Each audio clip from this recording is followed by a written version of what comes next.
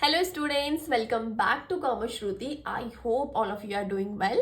तो आप सबको पता है कि हमारी इश्यू ऑफ शेयर की सीरीज कंटिन्यू है। उसमें हमने अपना फर्स्ट पोर्शन ऑलमोस्ट कंप्लीट कर लिया है। फर्स्ट पोर्शन बोलते हैं इश्यू ऑफ शेयर, जिसमें हम over subscription, under subscription, calls in arrear, calls paid in advance हमने किया था। उसके साथ साथ हमने उसमें अपना 4 फीचर भी कंप्लीट कर लिया। 4 फीचर बोले तो cancellation of shares. Cancellation of shares मतलब कि 4 फीचर के टाइम पे कैसे जनरल एंट्री पास की जाती है। मैंने आपको इन शॉर्ट बताया था कि 4 फीचर के टाइम पे हमें 2 कंडीशन देखनी होती है कि जो हमारा शेयर इश्यू हुआ था वो पार पे हुआ था या प्रीमियम पे हुआ था, उस अकॉर्डिंग हमें जनरल एंट्रीज पास करनी होती है। लास्ट वीडियो में आपको मैंने एक लास्ट क्वेश्चन भी करवाया 4 फीचर का, ठीक है। एक क्वेश्चन मैंने करवाया हुआ है जो रिलेटेड है आपके जब शेयर इशू होते हैं पार पे, तो अगर उन शेयर्स को फोरफीट कर दिया जाता है तो कैसे जनरल एंट्री पास की जाती है। और लास्ट वीडियो में मैंने कवर किया है कि अगर शेयर्स को इशू करवाया गया था प्रीमियम पे और उन शेयर्स को फोरफीट कर दिया जाता है तो कैसे हम जनरल एंट्री पास करते हैं, ठीक है। आई होप आपको समझ आया होगा वो क्वेश्चन। अगर आपने नहीं देखा है तो आई विल सजेस्ट यू कि पहले पीछे की वीडियोस जाके देखिए, बिकॉज आज हम जो टॉपिक स्टार्ट करने जा रहे हैं that is reissue of shares. और अगर आपका बेसिक कॉन्सेप्ट नहीं होगा, आपको इश्यू ऑफ शेयर्स की एंट्री नहीं पता होगी, या आपको वो फीचर कैसे करते हैं, शेयर्स का कैंसिल हो जाते हैं शेयर्स तो कैसे चले एंट्री पास करते हैं, ये नहीं पता होगा तो आप री इश्यू ऑफ शेयर्स को कॉन्सेप्ट को नहीं समझ पाओगे, ठीक है। ओके, तो जिसने मेरी क्लास देखी होगी उन्हें पता होगा कि मैंने जाते जाते आपको एक चीज़ बोली थी कि मैंने एक क्वेश्चन सॉल्व करवाया था एंड आई टोल्ड यू कि मैं आपको एक और क्वेश्चन दूंगी, राइट, कि जिसको आपको खुद से सॉल्व करना है, उसका मुझे आंसर देना है, ठीक है। लास्ट वीडियो में मैं दे नहीं पाती तो इस वीडियो में आपको वो क्वेश्चन मैं दे रही हूँ। और क्या करना है आपको, जैसे अभी पूरी वीडियो कंप्लीट कर लेंगे तो आपको मुझे वो क्वेश्चन का आंसर, उसकी एंट्री 4 फीचर की मुझे कमेंट सेक्शन में लिखकर बतानी है, ओके, ठीक है। तो देखते हैं क्वेश्चन क्या है। तो ये रहा क्वेश्चन आपकी स्क्रीन पे। सिंपल सा क्वेश्चन लिया मैंने, बिल्कुल सेम है जैसे हमने प्रीवियस वाले उसमें किया था। मैंने जस्ट आपकी एक वो रिवीजन हो जाता है ना, एक प्रैक्टिस हो जाती है जिससे कॉन्सेप्ट और क्लियर हो जाता है। और बार बार जितने क्वेश्चंस को आप न्यूमेरिकल्स में ही होता है कि जितना आप प्रैक्टिस करते हैं, जितना आप रिवीजन करते हैं, उतने आपके कॉन्सेप्ट स्ट्रांग होते हैं और आपको बार बार उसको रोट लर्निंग की नीड नहीं पड़ती, रटने की जरूरत नहीं पड़ेगी, ठीक है। तो इसीलिए मैं पहले भी बोलती हूँ, मैं अभी भी बोल रही हूँ कि जो प्रैक्टिकल सब्जेक्ट्स होते हैं ना, उसमें जितने आप प्रैक्टिकल कर सकते हो उतने प्रैक्टिकल करिए, बिकॉज वो आपके लिए हेल्पफुल रहेगा, ठीक है। ओके, तो क्वेश्चन क्या है, Rohan limited issued 10,000 shares of ₹20 each issued at a premium. देखो यहाँ पे मैंने आपको बताया था लास्ट वीडियो में, मैंने जो क्वेश्चन करवाया था वो कौन सा सिनेरियो था, जब हमने शेयर्स को इश्यू करवाया प्रीमियम पे और उन शेयर्स को क्या करा हमने फोरफीट किया, ठीक है। और प्रीमियम कितने का था, ₹2 का था। कैसे कैसे इंस्टॉलमेंट में पैसा मांगा गया है, एप्लीकेशन पे 7, अलॉटमेंट पे 4, फर्स्ट कॉल पे 5, यहाँ पे हमारा प्रीमियम इंक्लूडेड है, और सेकेंड और फाइनल कॉल पे 6, ठीक हो गया। ओके, इतना क्वेश्चन तो आप सबको ही समझ आ गया होगा बेसिकली, ठीक है। ओके, 2 केसेस दिए यहाँ पे, बोला पास जनरल एंट्री फॉर 4 फीचर। पहला केस क्या है, एक मिस्टर एक्स थे हु वाज अलॉटेड 700 शेयर्स, ठीक है। कंपनी ने इश्यू तो 10,000 शेयर्स करवाए थे, लेकिन एक कोई मिस्टर एक्स शेयर होल्डर थे, उन्हें अलॉट किए गए थे 700 शेयर्स। ही फेल टू पे first and final call money. ये फर्स्ट और फाइनल कॉल मनी का पेमेंट नहीं कर पाए और इसीलिए इनके शेयर्स को क्या कर दिया गया, फोरफीट कर दिया गया। देखो ये कौन सा सिनेरियो है, अगर इन्होंने फर्स्ट और फाइनल कॉल मनी पे नहीं किया तो दैट मीन्स फर्स्ट कॉल के टाइम पे प्रीमियम मिलना था, प्रीमियम नहीं मिला होगा। तो मैं हिंट दे देती हूँ, मैंने आपको क्या बताया था, प्रीमियम नहीं मिलेगा तो कंपनी क्या करती है, उसे अपनी बुक्स ऑफ अकाउंट्स में शो करती है। वो कहती है कि हमारा नुकसान हो गया, हम तो इसे बुक्स ऑफ अकाउंट्स में शो करेंगे, क्यों हम लॉस बेयर करें, ठीक है। वहीं दूसरा केस बोल रहा है mister x who was allotted 700 shares, ठीक है, फेल टू पे second call money and his shares were forfeited. अब देखो, अगर मिस्टर एक्स ने 700 शेयर्स होल्ड किए थे, कंडीशन दी है कि उन्होंने सिर्फ फाइनल कॉल मनी पे नहीं की और उसके बाद उनके शेयर्स को फोरफिट कर देगा, तो क्या जनरल एंट्री होगी for forfeiture, for the cancellation of shares. Hint दे देती हूँ, प्रीमियम मिल चुका है तो कंपनी प्रीमियम की बात भी नहीं करेगी। अब जिसको कॉन्सेप्ट समझ में आया होगा वो बहुत इजीली एक ही बार में क्या कर सकता है, एंट्री पास करके मुझे कमेंट सेक्शन में बता सकता है। तो आई एम लुकिंग फॉरवर्ड कि ज़्यादा से ज़्यादा मेरे पास कमेंट आए ताकि मुझे पता चले कि आप लोगों को कॉन्सेप्ट्स क्लियर हो रहे हैं या नहीं हो रहे, ठीक है। So I need the answers the general entry in the comment section, okay, ठीक है। तो स्टार्ट करते हैं हम आज का topic, that is reissue of shares. देखो आपको पहले मैं थोड़ा सा समझा देती हूँ कि री इश्यू ऑफ शेयर्स क्या होता है। ऑल्दो मैंने आपको अभी भी वही बोलूँगी कि हम यहाँ पे थ्योरेटिकल पोर्शन में ज़्यादा फोकस नहीं करें। मैं आपको थ्योरी कर, मैं पे रोट लर्निंग नहीं करा रही हूँ, मैं आपको प्रैक्टिकल करवाते हुए सारे कॉन्सेप्ट क्लियर कराते हुए चल रही हूँ, ठीक है। ओके तो री इश्यू क्या होता है, जैसे देखो सबसे पहले हमने क्या पढ़ा, issue of shares. Issue of shares क्या होता है, जब कंपनी क्या करती है, मार्केट में अपने शेयर्स को इश्यू करती है। क्यों इश्यू करती है, कैपिटल जनरेट करने के लिए, मतलब कि मार्केट से पैसा उठाती है अपने बिजनेस को एक्सपांड करने के लिए, यही चीज़ होती है ना इश्यू ऑफ शेयर्स। तो लेकिन दूसरा कॉन्सेप्ट हमने क्या पढ़ा, forfeiture of shares. Forfeiture of shares में क्या होता है, जैसे कंपनी ने शेयर तो इश्यू करवा दिए, कंपनी के बाद बहुत सारी एप्लीकेशन भी आ गई, एप्लीकेंट आ गए, कंपनी के पास बहुत सारे शेयर होल्डर्स हैं। अब क्योंकि कंपनी सारा पैसा एक साथ तो नहीं मांगती है, कंपनी लमसम में पैसा मांगती है, ठीक है, कभी 4 इंस्टॉलमेंट, सॉरी कंपनी लमसम में पैसा नहीं मांगती है, कंपनी इंस्टॉलमेंट में पैसा मांगती है। कभी वो 3 इंस्टॉलमेंट में पैसा मांग लेती है, कभी 4 इंस्टॉलमेंट में पैसा मांग लेती है। यही होता है ना, हमने पढ़ा ना फोर फीचर में, फोर फीचर के टाइम पे। अब क्या होता है, कुछ कुछ शेयर होल्डर ऐसे होते हैं जो हो सकता है फाइनेंशियली स्टेबिलिटी के कारण या किसी भी प्रॉब्लम के कारण क्या करते हैं, इंस्टॉलमेंट का पैसा नहीं पे कर पाते, तो कंपनी क्या करती है, उनको नोटिस सर्व करती है, जो हमने ऑलरेडी डिस्कस किया था। नोटिस सर्व करने के बाद भी वो अपने शेयर होल्डर आपका पेमेंट नहीं करता, तो कंपनी उसके शेयर्स को फोरफीट कर लेती है, यानी कि कंपनी उनके शेयर्स को कैंसिल कर देती है। ठीक हो गया। अब नेक्स्ट स्टेप क्या आता है, दैट इज फोरफीट करने के बाद बात खत्म नहीं होती। कंपनी कहती है कि हम क्यों नुकसान झेलेंगे, हम तो इन शेयर्स को फिर से री इशू करवाएंगे। तो इसी को बोलते हैं री इशू, यानी कि इशू किए गए शेयर को फिर से दोबारा मार्केट में री इशू करवाना, उसको क्या बोलते हैं हम, री इशू ऑफ शेयर्स। समझ में आ गई चीज़ की री इशू क्या होता है, यानी कि जो शेयर ऑलरेडी मार्केट में इशू करवाया था उसको उसमें से कुछ शेयर होल्डर ऐसे थे, या कंपनी ने क्या किया था, जो भी शेयर्स इशू करवाए थे उनमें से कुछ शेयर होल्डर ऐसे थे जिन्होंने पेमेंट नहीं किया, तो कंपनी ने उन पर्टिकुलर शेयर होल्डर के शेयर्स को कैंसिल कर दिया और जो उनसे पैसा मिला उसको फोरफीट कर लिया, यानी कि जब्त कर लिया, और क्या किया, उनके शेयर को फिर से री इशू करवा दिया मार्केट में। समझ में आ गई चीज़। तो इसी को हम क्या बोलते हैं, री इशू ऑफ शेयर्स। ओके अब देखो मैंने यहाँ पे 3 कंडीशन लिखी है। जो री इशू होता है ना, वो 3 तरीके से हो सकता है, पार पे भी हो सकता है, प्रीमियम पे भी हो सकता है और डिस्काउंट पे भी हो सकता है। ठीक है, पार का मतलब क्या होता है, लेट्स सपोज एक शेयर, कंपनी ने 1000 शेयर इशू करवाए, एक शेयर की वैल्यू क्या थी, 10 रुपये थी। ठीक है, समझ में आ गई चीज़। अब कंपनी ने क्या किया, जब उसमें से कुछ शेयर होल्डर ने पैसा पे नहीं किया तो उनके शेयर को कैंसिल करा, और कंपनी ने उस पर्टिकुलर शेयर को फिर से री इशू करवाया, और कितने में करवाया, 10 रुपये में। यानी कि पहले जब इशू करवाया था तब भी उस शेयर की वैल्यू 10 रुपये थी, 10 में उसने इशू करवाया, और जब कंपनी ने कैंसिल करने के बाद दोबारा से उसको री इशू करवाया तब भी इसी एक शेयर की वैल्यू उसने क्या लगाई थी, 10 रुपया। तो इसको क्या बोलते हैं, पार पे। ठीक हो गया। ओके, प्रीमियम क्या होता है, एक शेयर की वैल्यू जो कि 10 रुपये थी, कंपनी ने उसको री इशू करवाया 12 रुपये, यानी कि जब ओरिजिनली इशू करवाया था कंपनी ने तब उसकी वैल्यू कितनी थी, 10 रुपये थी। लेकिन अब जब कंपनी उसको री इशू करवा रही है तो कंपनी कह रही है कि नहीं, अब मैं इस शेयर को कितने में बेचूंगी, 12 रुपये में। मेरे एक शेयर की वैल्यू कितनी है, 12 रुपये है। समझ में आ गई चीज़। ठीक है, तीसरा केस क्या होता है, डिस्काउंट। लेट्स सपोज एक शेयर की वैल्यू कितनी थी, 10 रुपये। ठीक है, कंपनी ने उसको री इशू करवा दिया कितने पे, 8 रुपये पे। यानी कि इशू के टाइम पे तो हम कंपनी ने शेयर होल्डर को क्या बोला था कि हम आपसे एक शेयर का 10 रुपया चार्ज करेंगे, लेकिन जब उनको कुछ शेयर होल्डर ने पेमेंट नहीं किया होगा और उनके शेयर को फोरफीट किया गया, तो कंपनी ने अब री इशू कराते समय क्या बोला कि पहले इस शेयर की वैल्यू 10 रुपये थी, अब हम इसको री इशू करवा रहे हैं 8 रुपये। Yes, that is possible. आगे मैं आपको जब इसकी जनरल एंट्री बताऊंगी ना, तब आपको बताऊंगी कंपनी एक्चुअली री इशू के टाइम पे शेयर को डिस्काउंट में क्यों, मतलब कैसे री इशू करवा सकती है। क्योंकि मैंने आपको पहले दिन ही कॉन्सेप्ट बताया था इशू के टाइम पे कि शेयर को इशू पार में भी और प्रीमियम में भी करवा सकते हैं, लेकिन शेयर को कभी भी हम डिस्काउंट पे इशू नहीं करवाते, लेकिन शेयर को री इशू करवा सकते हैं डिस्काउंट पे। ठीक है, नोट करके लिख सकते हो, अगर आपको याद नहीं रहेगा तो लिख लो, एक नोट डालो कि फोरफिटेड शेयर्स कैन बी री इशूड एट डिस्काउंट, बट जो इशू करवाती है ना company, for the first time share को इशू करवाती है company, they can not be issued at discount. समझ में आ गई चीज़। ओके, तो आज हम ज़्यादा कुछ नहीं देखेंगे, मैं आज का आपको सिर्फ टॉपिक से फैमिलियर करवा रही हूँ। थोड़ी बहुत मैं आपको इससे क्या थोड़ी बहुत क्या मतलब मैं इसकी जनरल एंट्री आपको बता दूंगी आज, और जो प्रैक्टिकल है ना ये हम नेक्स्ट क्लास में स्टार्ट करेंगे। मतलब कि जो मैं इसकी जनरल एंट्री आपको करवाना स्टार्ट करूँगी कि पार पे कैसे क्वेश्चंस आपसे पूछे जा सकते हैं एग्जाम में, प्रीमियम पे कैसे क्वेश्चंस पूछे जा सकते हैं और डिस्काउंट पे कैसे क्वेश्चंस पूछे जा सकते हैं, इसके लिए क्वेश्चन मैं नेक्स्ट वाले वीडियो में कवर करूँगी। ओके, ठीक है। तो पहले आज हम जनरल एंट्री देखते हैं। देखो बहुत इजी है, ये रही जनरल एंट्री आपकी स्क्रीन पे। ठीक है, पार के टाइम पे हमारी एंट्री क्या होगी, देखो हमारे पास क्या हो रहा है, अगर कंपनी शेयर को रीइश्यू करवा रही है तो कंपनी के पास क्या आएगा, पैसा आएगा।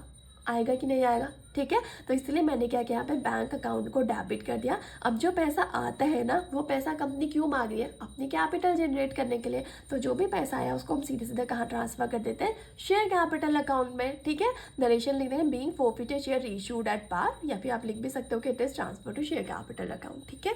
तो ये सिंपल सी एंट्री है किसकी, पार की। पार के टाइम पे आप नॉर्मल जनरल एंट्री पास करोगे, that is bank account debit to share capital account, ठीक है। अब आप बोलोगे कि मैम बाकी में तो आपने बताया कि अमाउंट यहाँ पे शो करते थे आपके, कहाँ पे कॉल्ड अप पेड अप क्या आएगा। देखो यहाँ पे ऐसा कोई पंगा नहीं है, ठीक है। क्यों पंगा नहीं है, क्योंकि लेट सपोज कंपनी ने पार पे शेयर इशू करवाए। एक एग्जांपल देती हूँ आपको, कंपनी ने 1000 शेयर्स इशू करवाए थे, ठीक है। और सॉरी, कंपनी ने 1000 नहीं, चलो 10,000 लेते हैं। कंपनी ने 10,000 शेयर इशू करवाए थे। उसमें से एक शेयर होल्डर था जिसने 1000 शेयर होल्ड किए थे, और उसने क्या किया, एप्लीकेशन का पैसा पे किया, अलॉटमेंट का पे किया, फर्स्ट और सेकंड कॉल का पेमेंट वो नहीं कर पाया। तो कंपनी ने क्या किया, इसके शेयर को फोरफीट कर दिया, यानी कि कैंसिल कर दिया। कैंसिल करने के बाद कंपनी ने फिर से 1000 रुपीज़ को क्या किया होगा, री इशू करवाया होगा ना, 1000 शेयर को, सॉरी 1000 शेयर्स को फिर से क्या करवाया होगा, री इशू करवाया होगा। तो कंपनी ने जब री इशू करवाया, लेट सपोज इसमें एक शेयर की वैल्यू 10 रुपये थी, 4 इंस्टॉलमेंट में कंपनी ने पैसा मांगा था, ठीक है। तो कंपनी ने रीइश्यू भी कैसे करवाया, 1000 रुपये को अगेन 10 रुपये में रीइश्यू करवाया। समझ में आया कि नहीं आया, एक सेकंड रुको, मैं और क्लैरिटी के साथ बताती हूँ। मैंने आपको क्या बोला, सिंपल सा, एक कंपनी थी, उसने ओके, तो मैंने आपको क्या बोला, एग्जाम्पल के तौर पे एक कंपनी थी जिसने 10,000 शेयर्स इशू करवाए होंगे, ठीक है। एक शेयर की वैल्यू 10 रुपये थी। लेट सपोज कंपनी ने 4 इंस्टॉलमेंट में पैसा मांगा, ठीक है। 2 रुपये यहाँ लिख लेते हैं, 3 5 हो गए, 6 7 8 9 10, ठीक है। 4 इंस्टॉलमेंट में कंपनी ने पैसा मांगा था, ओके। अब एक शेयर होल्डर जिसने 1000 शेयर होल्ड किए थे, इसने एप्लीकेशन मनी पे की, अलॉटमेंट पे की, लेकिन फर्स्ट और फाइनल कॉल मनी पे नहीं की। तो कंपनी ने क्या किया, ये जो शेयर होल्डर था, लेट सपोज ये शेयर होल्डर एक्स था, तो कंपनी ने एक्स के शेयर्स को क्या किया, फोरफीट कर दिया, कैंसिल कर दिया। कैंसिल कर दिया तो क्या किया कंपनी ने, जनरली इन 1000 शेयर्स को फोरफीट किया, इन 1000 शेयर्स को कैंसिल किया हुआ है, ठीक है। जिसमें हमें क्या मिल गया था, एप्लीकेशन लॉट में मिल गया था, लेकिन फर्स्ट और फाइनल कॉल मनी नहीं मिला था, ठीक है। ये तो हो गया हमारा फोरफीचर की कंडीशन। अब कंपनी ने क्या किया, फिर से इन 1000 शेयर्स को क्या करा, मार्केट में रीइश्यू करवाया, और रीइश्यू कितने में करवाया, 10 रुपये पे, ठीक है। अब कंपनी ने जब 1000 शेयर्स को रीइश्यू करवाया 10 रुपये पे, तो कंपनी के पास कितना पैसा होगा, पूरे 1000 पे 10 रुपीज़, यानी कि 10,000। कंपनी यहाँ पे कोई इंस्टॉलमेंट में पैसा नहीं मांग रही है। कंपनी क्या बोल रही है कि उसने क्या करा, जो शेयर को हमने कैंसिल कर दिया था, जिन शेयर्स को हमने फोरफीट कर दिया था, हमने उन शेयर्स को रीइश्यू करवाया, और कितने में रीइश्यू करवा रखा है, पार पे, यानी कि 10 रुपये के शेयर को 10 रुपये पे ही रीइश्यू करवाया। तो यहाँ पे हमारी अमाउंट कितनी आ जाएगी, 10,000 मल्टीप्लाई बाय 10, यानी कि 10,000। तो सिंपल से मैं क्या करूँगी, बैंक अकाउंट डेबिट 10,000 से कर दूंगी, टू शेयर कैपिटल में कितना ट्रांसफर कर दूंगी, 10,000। क्लियर हो गई ये चीज़, बहुत सिंपल एंट्री है रीइश्यू की, कोई दिक्कत वाली बात नहीं है, ठीक है। नेक्स्ट कंडीशन क्या आती है, अगर हमारे क्या होते हैं, शेयर्स प्रीमियम में क्या हो रहे होते हैं, रीइश्यू हो रहे होते हैं। तो देखो सिंपल से एंट्री क्या होती है, बैंक अकाउंट डेबिट, जितना भी पैसा आया उस पैसे को कहाँ ट्रांसफर कर देंगे, शेयर कैपिटल अकाउंट में। अब देखो क्योंकि शेयर इशू हुए हैं प्रीमियम में, तो हमारा रूल क्या कहता है, all the incomes and gains are credited. नहीं याद रहेगा तो लिख लो, ऑल इनकम या फिर जो हमारी गेन्स होते हैं उनको हम क्या करते हैं, क्रेडिट। तो यहाँ पे वही चीज़ लिखी मैंने, all incomes and gains are credited, इसीलिए हमारा सिक्योरिटी प्रीमियम अकाउंट को हम यहाँ पे क्या करेंगे, क्रेडिट करेंगे, ठीक है। जितने भी प्रीमियम में इशू करवाया, आपको पूरी इन्फॉर्मेशन गिवन होगी क्वेश्चन में, उतना अमाउंट प्रीमियम के आगे लिख दोगे, जितना कैपिटल में ट्रांसफर हुआ कैपिटल में, दोनों का सम कहाँ जाएगा, हमारे बैंक के सामने, बैंक अकाउंट के सामने, क्योंकि बैंक में तो टोटल अमाउंट आई ना, जो भी प्रीमियम का पैसा मिला, और जो विदाउट प्रीमियम जो शेयर की वैल्यू थी, पूरा पैसा आया, और पूरा पैसा कहाँ आएगा, बैंक में आ जाएगा। समझ में आ गई चीज़ की नहीं आई, ठीक है। Being forfeited share are reissued at premium, ये इसकी नरेशन हो गया, ठीक हो गया, ओके। बहुत इजी एंट्री है रीइश्यू की, कोई दिक्कत वाली बात नहीं है। क्यों मैं ऐसा बोल रही हूँ बार बार, बिकॉज देखो फोरफीचर के टाइम पे मैं बहुत चीज़ों का ध्यान देना पड़ता था कि कितना कॉल्ड अप वैल्यू है, ठीक है, और क्या कहते हैं कौन सी कॉल पे एरियर हो रहा है, और हमें एक और चीज़ देखनी पड़ती थी कि अगर शेयर इशू हुआ था प्रीमियम पे, तो कैसे प्रीमियम रिसीव हुआ कि नहीं हुआ। यहाँ पे ऐसा कोई प्रॉब्लम नहीं है। यहाँ पे सिंपली क्या बोला कि जो हमारा शेयर फोरफीट हुआ था, कैंसिल हुआ था, उसको हमने रीइश्यू कर दिया प्रीमियम पे, तो जनरल एंट्री बताओ। ये रही सिंपल सी एंट्री, आपको प्रैक्टिस करते करते 2 मिनट में ये एंट्री याद हो जानी, ठीक है। और देखो क्योंकि शेयर को इशू किया है प्रीमियम पे, तो एक तरीके से क्या है, 10 रुपये के शेयर को आपने कितने में बेचा होगा, लेट्स सपोज 12 रुपये में बेचा हुआ है, तो क्या हो रहा है, आपको प्रॉफिट हुआ है। तो ये वाला चीज़ हमेशा दिमाग में रखना, all incomes and gains are credited. जैसे मैंने आपको बताया था फोरफीचर की एंट्री, जिसको याद होगी, जो हमने लास्ट क्लास में की थी, वहाँ पे मैंने सिक्योरिटी प्रीमियम अकाउंट को डेबिट किया था। क्यों? क्योंकि वो कंपनी के लिए लॉस था। लॉस क्यों था? क्योंकि कंपनी को वो पैसा मिलना था और कंपनी को वो पैसा नहीं मिला, तो क्या होता है, all the expenses and losses are debited. इसीलिए फोरफीचर के टाइम पे सिक्योरिटी प्रीमियम को डेबिट किया था। लिख लो कहीं पे, अगर नहीं याद रहता है तो 2-4 बार पढ़ोगे तो याद हो जाएगा कि फोरफीचर के टाइम पे हम सिक्योरिटी प्रीमियम अकाउंट को डेबिट करते हैं, लेकिन री इश्यू के टाइम पे हम सिक्योरिटी प्रीमियम अकाउंट को क्रेडिट करते हैं। रीजन बता दिया, क्योंकि फोरफीचर के टाइम पे वो हम प्रीमियम को कब शो करते हैं, जब हमें लॉस हो जाता है, जब कंपनी को प्रीमियम का पैसा नहीं मिलता। और रीजन क्या होता है, all the losses and expenses are debited. और रीइश्यू के टाइम पे क्यों हम सिक्योरिटी प्रीमियम अकाउंट को क्रेडिट करते हैं, reason being all the incomes and gains are credited. मैं आपको रोट लर्निंग करने को नहीं कह रही हूँ, मैंने पहले भी आपको ये चीज़ बताई थी, मैं आपको सारा कॉन्सेप्ट, उसके पीछे का लॉजिक समझाते हुए चलूंगी। तो लॉजिक मैंने आपको बता दिया कि फोरफीचर के टाइम पे सिक्योरिटी प्रीमियम डेबिट होता है, क्यों डेबिट होता है रीजन बता दिया, लेकिन रीइश्यू के टाइम पे सिक्योरिटी प्रीमियम क्रेडिट होता है, क्यों क्रेडिट होता है, उसके पीछे रीजन आपको बता दिया। क्लियर है चीज? ठीक हो गया। नेक्स्ट एंट्री आती है हमारी डिस्काउंट। ओके, अब देखो, जब हमने फोरफीचर किया था ना, वहाँ पे डिस्काउंट की कोई बात नहीं हो रही थी। क्यों बात नहीं हो रही थी? क्योंकि मैंने अभी आपको रीज़न बताया कि जो हमारे शेयर्स इशू होते हैं ना, ठीक है, वो सिर्फ पार और प्रीमियम पे होता है, कभी भी डिस्काउंट पे इशू नहीं होते हैं। और हम क्या देखते हैं फोरफीचर के टाइम पे, यही तो देखते हैं ना, जो जिस शेयर्स को हमने फोरफीट किया है वो इशू किस में हुए थे, पार पे हुए थे कि प्रीमियम पे हुए थे। डिस्काउंट पे तो इशू ही नहीं होते, तो वहाँ पे वो फंडा ही नहीं आता। समझ में आगे बात की नहीं है? ठीक है, लेकिन री इशू हो सकते हैं डिस्काउंट पे। कैसे? देखो, मैं पहले आपको एंट्री बताती हूँ। क्या लिखिए मैंने, बैंक अकाउंट डेबिट, और मैंने यहाँ पे डिस्काउंट अकाउंट को डेबिट किया। अब आप जान सकते हो मैंने डिस्काउंट को डेबिट क्यों किया, कि एक तरीके से बिजनेस के लिए लॉस है ना, डिस्काउंट दे रहे हैं भैया, लॉस ही है एक तरीके से, तो all the expenses are debited. But यहाँ पे छोटा सा ट्विस्ट आता है, वो मैं आपको एक्सप्लेन करती हूँ। और टू शेयर कैपिटल अकाउंट में इस अमाउंट को मैं क्या कर दूंगी, ट्रांसफर कर दूंगी। नरेशन आ जाएगा, being forfeited share issued at discount. ठीक है, अब आपकी नज़र पड़ी गई होगी ऑब्वियसली, आप कहोगे मैम तो ये कौन सी एंट्री आपने लिख दी। समझाती हूँ। ठीक है, फिर से एक एग्जाम्पल ले लेते हैं, सेम एग्जाम्पल लेते हैं। एक शेयर होल्डर था एक्स, जिसने 1000 शेयर्स होल्ड करे थे। एप्लीकेशन मनी पे की, अलॉटमेंट मनी पे की, फर्स्ट कॉल मनी पे की और सेकंड कॉल मनी क्या करी, पे करनी। ठीक हो गया? तो सॉरी, एप्लीकेशन अलॉटमेंट पे किया, फर्स्ट और सेकंड कॉल का पेमेंट नहीं किया। ठीक हो गया? ओके।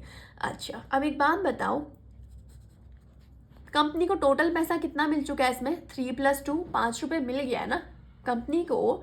इस 10 रुपये में से ऑलरेडी इस शेयर पे 5 रुपया मिल गया है ना। जब हम फोरफीचर की एंट्री करेंगे तो हम क्या एंट्री करेंगे, share capital account debit to forfeited share, to share first call और टू शेयर सेकेंड कॉल, यही करेंगे ना। और हमारी शेयर कैपिटल में कितनी अमाउंट आएगी, इन 1000 शेयर्स पे हमें कॉल कितना किया था, पूरा का पूरा 4 रुपया हमने मांग लिया, तभी हमें पता चला कि इसने फर्स्ट और सेकंड कॉल का पेमेंट नहीं किया है। तो यहाँ पे हमारी आ गई 10,000। फोरफिटेड शेयर में कितना आएगा, जो पैसा मिल गया, यानी कि 3 2 5 5 रुपये हमें मिल गए, यानी कि यहाँ पे 5000। और फर्स्ट कॉल पे कितना नहीं मिला, 2 रुपया, और सेकेंड कॉल पे कितना नहीं मिला, 3 रुपया। तो यहाँ पे आ जाएगा 2000, यहाँ पे आ जाएगा 3000। टैली कर रहा है 3000, 5 6 7 8 9 10। हाँ ठीक है, डेबिट भी 10 से हुआ है और क्रेडिट भी 10 से हुआ है। अब देखो एक्चुअली में होता क्या है ना बेटा, ध्यान दो कि जब कंपनी कहती है, मतलब एक तरीके से जब कंपनी क्या करती है, रीइश्यू करवाती है ना, तो रीइश्यू के टाइम पे हमें एक चीज़ ध्यान देनी होती है, जो मैंने यहाँ पे लिखा है कि कंपनी शेयर्स को रीइश्यू करवा सकती है डिस्काउंट में, लेकिन आप मैक्सिमम डिस्काउंट कितना दे सकते हो, दिखाना यहाँ पे कॉन्सेप्ट मैंने लिखा है कि आप कितना मैक्सिमम डिस्काउंट यहाँ पे दे सकते हो। तो देखो बेटा, मैक्सिमम डिस्काउंट आप उतना ही दे सकते हो जितना पैसा आपको ऑलरेडी उस शेयर पे अपने पुराने वाले शेयर होल्डर से मिल चुका है। समझ में आई बात की नहीं आई? देखो, कहने का मतलब क्या है कि जो शेयर होल्डर था, जिसके शेयर्स को हमने फोरफीट किया, इससे मुझे कितना पैसा मिल गया है, 3 + 2 5 रुपीज़, ये पैसा मिल चुका है ना अपने शेयर होल्डर से। मुझे एक शेयर की वैल्यू क्या थी, 5 रुपये, यानी कि उस 10 रुपये में से मुझे 5 रुपये मिल चुके हैं ना। तो मैं जब इस शेयर को रीइश्यू करवाऊंगी ना, ठीक है, तो मैक्सिमम डिस्काउंट कितना दे सकती हूँ, 5 रुपये का। समझ में आई बात की नहीं आई? किस किस को चीज़ें समझ में नहीं आई? फोरफिचर के टाइम पे जो हमें फोरफिटेड शेयर हम क्रेडिट करते थे ना, इसकी बहुत इंपॉर्टेंस है। क्यों इंपॉर्टेंस है? हम यहाँ पे कौन सा अमाउंट लिखते थे जो हमें ऑलरेडी इस शेयर होल्डर से मिल चुका था। इसने 5 रुपये तो हमें दे दिए ना, हम इसके पैसे को क्या कर लेते हैं, फोरफिट जब्त कर लेते हैं, अपने पास रख लेते हैं। और एक तरीके से कंपनी के लिए क्या होता है, गेन होता है। ठीक है, कंपनी ने एक तरीके से ये पैसा क्या करा, एक तरीके से उसके लिए प्रॉफिट हो गया भाई, क्योंकि हम शेयर होल्डर का पैसा उसको वापस नहीं करेंगे क्योंकि उसने आगे की कॉल का हमें पेमेंट नहीं किया। यही बात होती है ना। ठीक है, तो जब हम इस शेयर को रीइश्यू करवाते हैं ना, इसीलिए कंपनी रीइश्यू के टाइम पे डिस्काउंट देती है। क्यों? क्योंकि कंपनी को पता है कि शेयर की वैल्यू 10 रुपये थी, लेकिन इस 10 में से मुझे ऑलरेडी 5 रुपया तो पुराने वाले शेयर होल्डर से मिल चुका है। तो अगर मैं 10 में से 5 लेस करूँ, अगर मैं इस शेयर को मैक्सिमम 5 रुपये में भी क्या करता हूँ, सेल करता हूँ। लेकिन ये कहने का मतलब है, अगर कंपनी कहे कि मैं शेयर को रीइश्यू कर रहा हूँ, और रीइश्यू कितने में कर रही हूँ, 1000 शेयर्स, जिसकी वैल्यू पहले कितनी थी, एक शेयर की वैल्यू 10 रुपये, लेकिन मैं आज कह रहा हूँ मार्केट में इसको कितने में इशू करवा रही हूँ, 5 पर शेयर में। तो क्या कंपनी अभी भी प्रॉफिट में है कि नहीं है? यस। क्यों? क्योंकि कंपनी को इस 1000 शेयर्स पे पूरा कितना, अपना 10 रुपया वसूल करना था ना। 5 रुपया वो ऑलरेडी वसूल कर चुकी है कि नहीं कर चुकी है? कहाँ दिख रहा है हमको? यहाँ पे दिख रहा है कि इतना पैसा ऑलरेडी इस शेयर होल्डर से हमें मिल चुका है। तो मिला कितना नहीं था, 10 में से 5 मिल गया, तो कितना नहीं मिला था, 5 और रह रहा था। तो हमने क्या किया, चाहे हमने कहा छोड़ यार, एक काम करते हैं, शेयर को डिस्काउंट में इश्यू करवा देते हैं। और 1000 शेयर्स को उसने डिस्काउंट कर दिया है, और एक शेयर की वैल्यू कितनी लगा दी है, 5 पर शेयर। तो मैक्सिमम डिस्काउंट कंपनी कितना दे सकती है, जितना पैसा वो ऑलरेडी रिसीव कर चुकी है। और हमें कैसे पता चलेगा उसको कितना पैसा ऑलरेडी उसको रिसीव हो चुका है? जो हमने फोरफिचर के टाइम पे क्रेडिट किया होगा टू फोरफिटेड शेयर अकाउंट। समझ में आई बात कि नहीं आई? इज दैट क्लियर और नॉट? एक और एग्जाम्पल से समझ लेते हैं। ठीक है, लेट्स सपोज एक कंपनी ने, चलो इस बार 20,000 शेयर्स इशू करवाए थे। कहते हैं एक शेयर की वैल्यू यहाँ पे भी कितनी थी, 10 रुपये। अब कंपनी को पूरे 20,000 पे 10 रुपये मिलने चाहिए थे ना। ठीक है, लेकिन क्या हुआ, एक शेयर होल्डर जिसने 1000 शेयर्स होल्ड किए थे, कंपनी ने लेट्स सपोज 4 उसमें पैसा मांगा है। एप्लीकेशन के टाइम पे कितना लिखे, 2 3 4 5 6 7 8 9 10। ठीक है, ये कंपनी ने पैसा मांगा है। अब मानो एक शेयर होल्डर था जिसने 1000 शेयर्स होल्ड किए थे। ठीक है, इस 1000 शेयर्स पे भी हमको कितने मिलने चाहिए थे, पूरे के पूरे 10 रुपये मिलने चाहिए थे ना। लेकिन इस शेयर होल्डर ने क्या करी, गड़बड़ कर दी। इस शेयर होल्डर ने क्या किया, एप्लीकेशन अलॉटमेंट मनी पे किया, फर्स्ट कॉल भी पे कर दिया, लेकिन इसने सेकंड कॉल का पेमेंट नहीं किया। तो कंपनी ने क्या किया, इसके ये पूरा का पूरा पैसा अपने पास जब्त कर लिया। तो इसकी एंट्री क्या होती है, मैं आपको एक बार एंट्री पास करके दिखाती हूँ, फिर समझाती हूँ। Share capital account debit to forfeited share account to share second call account, क्योंकि सिर्फ एरियर किस में इस बार हमारी सेकेंड कॉल पे। ठीक है, शेयर कैपिटल में कितना आएगा, 1000 पे मिलना कितना चाहिए था, मतलब सॉरी 1000 पे हमने पूरे के पूरे से 10 रुपये मांग लिए थे। ठीक है, क्योंकि कंपनी ने क्या किया, फाइनल कॉल नहीं पे करेगा, ये कंपनी बता रही है, तो मतलब कंपनी ने इसे फाइनल कॉल भी मांग ली थी। इसने पेमेंट नहीं किया था, तो पूरी कॉल कर दी गई है, पूरे के पूरे 10 रुपये मांग दिए गए, यानी कि 10,000 की हमने इससे कॉल कर ली थी। और फोरफिटेड शेयर में कौन सी अमाउंट आती है, जो मिल चुकी है। कौन कौन सी मिल चुकी है, 2 3 + 3, ये पैसा मिल गया ना। तो 3 4 5 6 7, इसको 1000 पे 7 रुपये मिल गए। तो कंपनी क्या करती है, फोरफिट यानी कि कैंसिल किया, तो कंपनी ने 7,000 रुपये अपने पास क्या किए, जब्त कर लिए। ये इस शेयर होल्डर को वापस नहीं करेगी। और शेयर सेकंड कॉल में कौन सी अमाउंट आती है, जो पे नहीं किया, यानी कि 3 रुपये इसने पे नहीं किए। तो यहाँ पे कितना आ जाएगा, 3000। ठीक है, ये डेबिट की अमाउंट है। ठीक है, शेयर कैपिटल में कितना है, 10, और ये दोनों क्रेडिट की अमाउंट है। तो यहाँ पे क्रेडिट कितना हो गया, 10,000। समझ में आ गई चीज़ की नहीं आई? ठीक है, अब देखो मैंने आपको क्या चीज़ समझा रही हूँ कि कंपनी क्या कर सकती है, जब इन शेयर्स को रीइश्यू करवाएगी ना, किन शेयर्स को, इन 1000 शेयर्स को रीइश्यू करवाएगी, तो कंपनी क्या बोल सकती है, मैं इसे अब डिस्काउंट में भी रीइश्यू करवा सकती हूँ। क्यों? क्योंकि इन 10 रुपये में से मुझे 3 4 5 6 7 टोटल 7 रुपये तो ऑलरेडी मिल गए। सिर्फ कितना नहीं मिला था, ये 3 रुपया नहीं मिला था, मुझे तो अपना सिर्फ 3 रुपया चाहिए ना। मैंने क्या कहा था कि मुझे एक शेयर होल्डर से, यानी कि अपने एक शेयर पे पूरा 10 रुपया चाहिए। अब क्योंकि 10 में से 7 मिल गए, तो मैं इस शेयर को क्या कर सकती हूँ, जब रीइश्यू करवाऊंगी ना, कब की बात कर रहे हैं हमें, रीइश्यू की। तो जो कंपनी कहती है जब मैं इसको रीइश्यू करवाऊंगी, तो अपने शेयर होल्डर को मैं क्या कर सकती हूँ, डिस्काउंट दे सकती हूँ। क्यों? क्योंकि इस 10 रुपये में से मुझे 7 ऑलरेडी मिल गया, सिर्फ ये 3 रुपया नहीं मिला था। तो कंपनी जितना चाहे डिस्काउंट दे सकती है, लेकिन कंपनी इस अमाउंट से ज़्यादा डिस्काउंट नहीं दे सकती। किस अमाउंट से ज़्यादा, जो हमें रिसीव हुई है। ये नहीं कि कंपनी कह रही है मैं डिस्काउंट दे जाऊँ, मैं पूरे आपको क्या बोलते हैं 3 4 5 6 7 यानी कि 7,000 का डिस्काउंट देना चाहिए, लेकिन कंपनी 8,000 का डिस्काउंट दे। No no no no no no no, company सिर्फ उतना ही डिस्काउंट दे सकती है जितना पैसा उसको ऑलरेडी रिसीव हो चुका है अपने प्रीवियस शेयर होल्डर से। यानी कि कंपनी यहाँ पे कितने रुपए का डिस्काउंट दे सकती है, 7 का। 10 में से वो 7 का डिस्काउंट देके 3 में रीइश्यू करवा सकती है, या कंपनी की मर्जी, कंपनी कहते हैं क्यों 3 में रीइश्यू करवाऊँ, मैं तो 5 में रीइश्यू करवाती हूँ, थोड़ा और प्रॉफिट अर्न कर लेती हूँ, ठीक है। तो इट डिपेंड्स ऑन कंपनी। लेकिन यहाँ पे रूल क्या कहता है, जो हमें याद रखने वाली चीज़ है कि जो डिस्काउंट हम इश्यू जो हम कंपनी क्या करती है, डिस्काउंट क्या करती है, अलॉट करती है अपने शेयर होल्डर को, वहाँ पे नोट करके लिख लो। रुको मैं यहाँ पे लिखवा देती हूँ आपको अच्छे से, एक नोट डाल लो यहाँ पे, एक सेकेंड, ठीक है। नोट करके लिख लो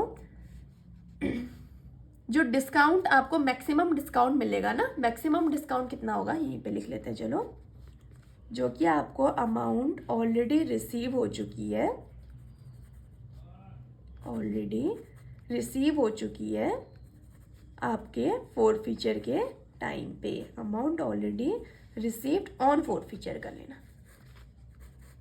समझ में आ गई चीज़ की नहीं आई, ये आपका नोट है, इसको अच्छे से लिख लेना। मैंने आपको सिंपल सी चीज़ बताई, कंफ्यूज होने की बिल्कुल ज़रूरत नहीं है। वो मैंने जो आपको कैलकुलेशन करके दिखाई वो बस आपकी अंडरस्टैंडिंग के लिए थी। अगर आपने मेरी फोरफीचर की एंट्रीज किया तो आपको ऑलरेडी पता होगा कि हम वहाँ पे फोरफीचर अकाउंट को क्रेडिट करते हैं, उस पर कौन सी अमाउंट लिखते हैं जो हमें ऑलरेडी रिसीव हो चुकी है अपने शेयर होल्डर से, ठीक है। तो अब कंपनी कहती है कि जब हम रीइश्यू करवाते हैं ना, तो हम शेयर को रीइश्यू करवा सकते हैं डिस्काउंट पे भी। कितना डिस्काउंट हम दे सकते हैं, जितना पैसा ऑलरेडी हमें शेयर होल्डर से मिल चुका है उससे ज़्यादा का डिस्काउंट हम नहीं दे सकते। ऑब्वियसली बात है, कंपनी को लॉस हो जाएगा ना। तो कंपनी अगर उसके एक शेयर की वैल्यू 10 रुपये थी तो उससे कम में क्यों बेचेगी उसको। तो इसीलिए कहा जाता है कि जितना उसको ऑलरेडी रिसीव हो चुका है फोरफीचर के टाइम पे, उतने का मैक्सिमम कंपनी डिस्काउंट दे सकती है अपने शेयर होल्डर को, ठीक हो गया, रीइश्यू के टाइम पे, ओके, ठीक है। अब देखो मैंने दूसरी एंट्री क्यों लिखी है, इसमें एक ट्विस्ट है। ट्विस्ट क्या है कि हम यहाँ पे ना डिस्काउंट अकाउंट करके शो नहीं करते। ऑल्दो ये डिस्काउंट कंपनी देती है अपने शेयर होल्डर को, लेकिन हम इसको यहाँ पे किस नाम से शो करते हैं,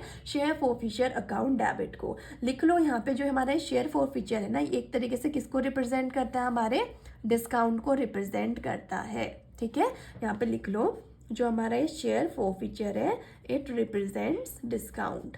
इसीलिए हम यहाँ पे क्या करते हैं, डिस्काउंट नहीं लिखते। हमारी ये जो मैंने एंट्री आपको लिख के दिखाई है ना, ये आपका समझाने के लिए लिख के दिखाई हुई है, ठीक है। आपको चीज़ें समझ में आए इसलिए मैंने एंट्री यहाँ पर आपको शो की है। लेकिन एक्चुअली क्या होगा कि हम यहाँ पे क्या करते हैं, डिस्काउंट अकाउंट को नहीं लिखते, हम यहाँ पे इसके प्लेस में क्या लिखते हैं, शेयर फोरफीचर अकाउंट डेबिट। और ये शेयर फोरफीचर एक तरीके से किसको रिप्रेजेंट कर रहा है, देखो इस वाले फोरफीचर को रिप्रेजेंट कर रहा है, ठीक है, जो हमने फोरफीचर को वहाँ क्रेडिट किया था ना, और उसी से क्योंकि हमें डिस्काउंट अलॉट होना है तो उसी को हम यहाँ पे क्या करते हैं, डेबिट करते हैं एक बार, ठीक है। वहाँ पे क्रेडिट हुआ था तो ऑब्वियसली बात है रीइश्यू के टाइम पे वो डेबिट होगा। और यहाँ पे मैंने लिख भी दिया आपके लिए, आप भी नोट कर लो कि शेयर फोरफीचर रिप्रेजेंट करता है डिस्काउंट को। So this is the right entry and this is the wrong entry. अगर आप यहाँ पे डिस्काउंट लिख के आओगे ना तो बेटा आपके मार्क्स कट जाएंगे। याद रखना, रीइश्यू के टाइम पे सिर्फ 3 एंट्री है, बहुत सिंपल सी एंट्री है। एक पार पे हो सकता है रीइश्यू, प्रीमियम पे हो सकता है, डिस्काउंट पे हो सकता है। पार की तो कुछ भी एंट्री नहीं है, जो भी पैसा आया उसको आप क्या करोगे, ये रही पार की entry, bank account debit to share capital account. Premium की भी कोई दिक्कत नहीं है, bank account debit to share capital account to security premium account, ठीक है। डिस्काउंट में भी कोई दिक्कत नहीं है, बस एक चीज़ यहाँ पे ध्यान रखने वाली जो कि मोस्ट इंपॉर्टेंट है, दैट इज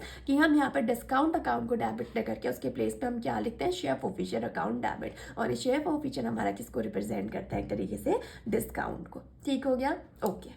तो आई होप आपको सब चीज़ें समझ में आई होंगी, कोई डाउट कोई कन्फ्यूजन नहीं रहा होगा। इसमें एक छोटी सी बला का नाम अभी और बचा हुआ है, जो आप कहोगी मैम हमने पढ़ा था कि जब रीइश्यू करवाते हैं तो एक कैपिटल रिजर्व नाम की भी चीज़ आती है, बट आपने अभी तक उसके बारे में कुछ नहीं बताया। बिल्कुल आती है, बिल्कुल आती है, बिल्कुल आती है। हम जब क्वेश्चन करेंगे ना तब मैं आपको बताऊँगी कि कैसे जो रिमेनिंग अमाउंट होती है उसको हम कैपिटल रिजर्व में ट्रांसफ़र करते हैं। एक क्वेश्चन लेके करवाऊँगी ना तो बहुत अच्छे से बिल्कुल ना किसी कन्फ्यूजन के चीज़ें समझ में आ जाएंगी, ठीक है। आज के लिए ज़्यादा बर्डन नहीं लेते, सिंपल सा बस इतना देख लिया हमने कि आज क्या रीइश्यू के टाइम पे जनरल एंट्रीज हमें कैसे पास करनी होती है। रीइश्यू के टाइम पे 3 कंडीशन हो सकती है, मैंने आपको बता दिया, पार, प्रीमियम और डिस्काउंट। तो पार के टाइम पे कैसे जनरल एंट्री पास करनी है, प्रीमियम के टाइम पे कैसे जनरल एंट्री पास करनी है, और डिस्काउंट के टाइम पे कैसे जनरल एंट्री पास करनी है, ये मैंने आपको आज बता दिया। एक छोटा सा कॉन्सेप्ट रह गया कैपिटल रिजर्व वाला, ये मैं आपको जब डिस्काउंट वाला क्वेश्चन करवाऊंगी उसमें मैं आपको बहुत अच्छे तरीके से समझा दूंगी कि कौन सी अमाउंट को हम कैपिटल रिजर्व में ट्रांसफर करते हैं। आपको टेंशन लेने की बिल्कुल ज़रूरत नहीं है, मेरे साथ फ्लो में बने रहो, हर एक चीज़ कवर कराऊंगी, कुछ भी नहीं छूटेगा। बोर्ड एग्जाम के लिए प्रिपेयर करवा रही हूँ, ट्रस्ट मी, कोई भी चीज़ कोई भी प्रॉब्लम नहीं आएगी related to issue of shares, ठीक हो गया, ओके। तो आज की वीडियो को यहीं पे एंड करते हैं। नेक्स्ट वीडियो में लेके आऊँगी न्यूमेरिकल्स, बिकॉज थ्योरी पढ़ के तो इश्यू ऑफ शेयर्स नहीं हो सकता, इतनी चीज़ें याद नहीं रह सकती। जब तक आप प्रैक्टिकल्स नहीं करोगे तब तक आपको चीज़ें समझ में नहीं आएगी। तो क्वेश्चन लेके आऊँगी और कोशिश करूँगी कि एक ही क्लास में पावर और प्रीमियम दोनों के केसेस हम सॉल्व कर लें, ठीक है, ताकि ज़्यादा लेंदी ना हो, बिकॉज एग्जाम बहुत ज़्यादा नज़दीक है अब और हमें रिविजन को थोड़ा सा बूस्टअप करना पड़ेगा, थोड़ा सा फास्ट करना पड़ेगा, ठीक हो गया, क्योंकि इसके बाद हमारा प्रो राटा भी रह रहा है अभी। ओके, ठीक है।